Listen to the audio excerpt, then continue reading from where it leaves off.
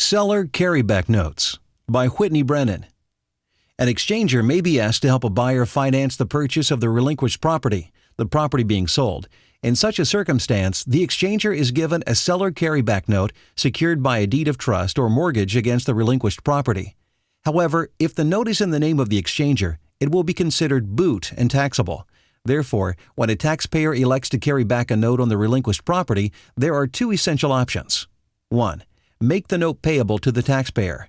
The taxpayer receives installment sale treatment, as specified in IRC 453, and pays taxes on this portion of the capital gain as they receive it.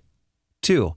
Make the note payable to the qualified intermediary in order to avoid constructive or actual receipt by the taxpayer. This allows 4 different alternatives for attempting to use the note as part of the tax-deferred exchange. Use the note towards the down payment on the purchase of the replacement property. The seller of the replacement property accepts the note as partial payment towards the purchase price. In this scenario, the note is assigned to the seller by the qualified intermediary and delivered to the seller at the closing. Taxpayer purchases note from qualified intermediary.